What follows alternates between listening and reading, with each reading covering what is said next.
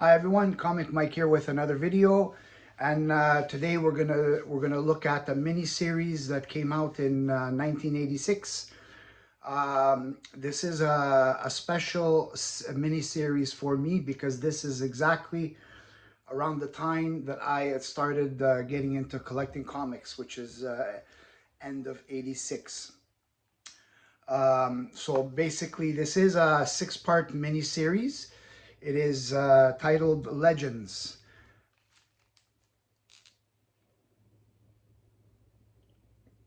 Now, this is a really fun mini series.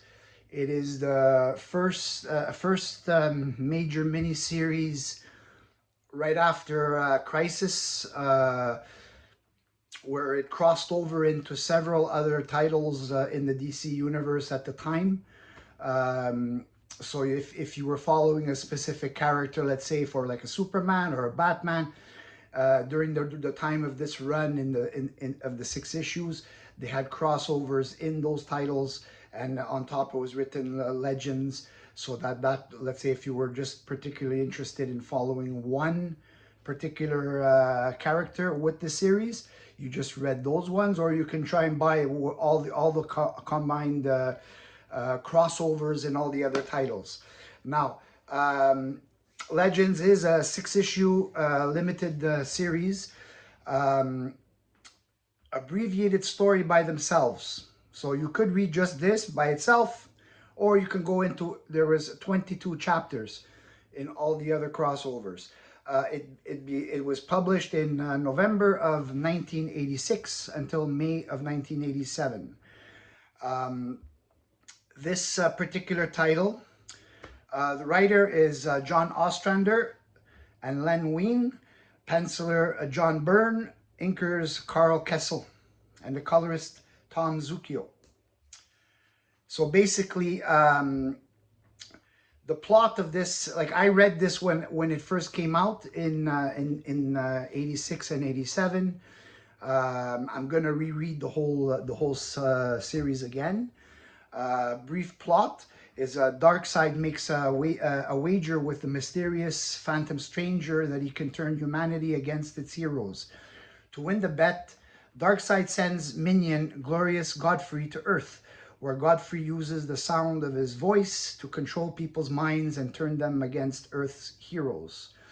Seems like a lot of villains at the time loved to turn the heroes into villains. To further his scheme, Darkseid sends a fire element called Brimstone to Earth to defeat the Detroit-based Justice League along with Firestorm and the one-time traveling Cosmic Boy. Darkseid also arranges for the cyborg villain Macroman to be killed by the mystic lightning that Captain Marvel uses to change into Billy Batson. In the end, Dr. Fate is forced to intervene when Godfrey invades Washington, D.C. Fate organizes Superman, Batman, Wonder Woman, Captain Marvel, Guy Gardner, Black Canary, Changeling, The Flash, and the Blue Beetle, and they were later joined by Martian Manhunter in this battle. Now, another thing about this series is this is also the series that first appeared Amanda Waller of the Suicide Squad, as probably all of you already know. It also launched the first new Suicide Squad, not the Suicide Squad from the early Brave and the Bold issues. And obviously, the Suicide Squad did become quite successful. Many different versions of the Suicide Squad, as some members either left or died, and new ones came in. They had two not so successful movies, but I actually thought they were good because I watched it with looking at the movie and not worrying about the comic book connection to it. Um, and apart from the Suicide Squad, this is also the launch of the new Justice League, which was a series that began shortly after this miniseries Legends. So there's a lot of important elements in, let's say, the 80s, which either started from a Crisis on Infinite Earths and then Legends.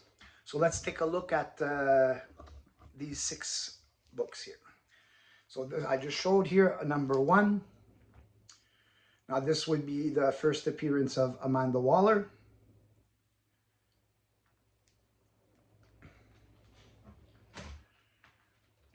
Then we got number 2.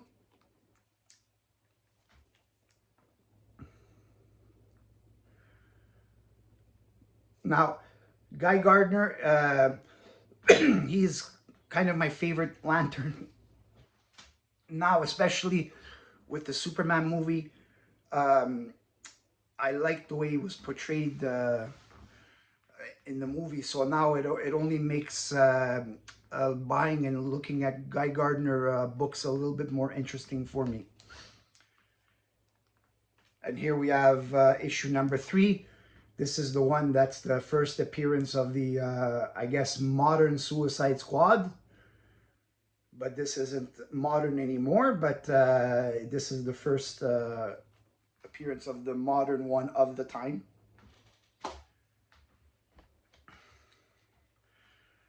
Next we have part 4.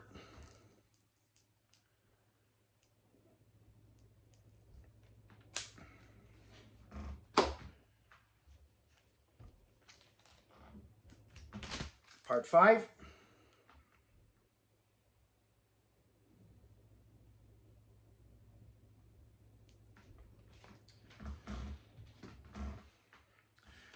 And this is it, the conclusion. And this basically, the cover of this is going to be the new Justice League in '87.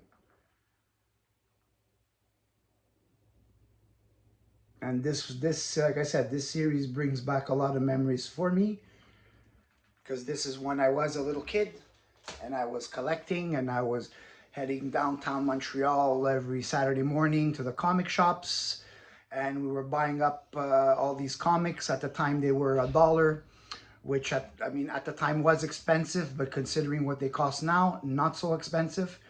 It was a pleasure to have gone every Saturday buying them, and then we spent the rest of Saturday night and Sunday reading everything we bought and then getting ready for the following Saturday.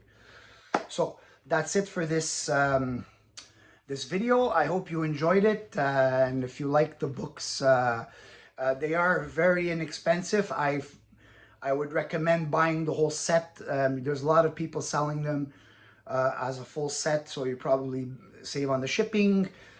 Picking up the full set, it's a fun read. I know Crisis gets most of the glory as being a great series, which it was. This one is very good too.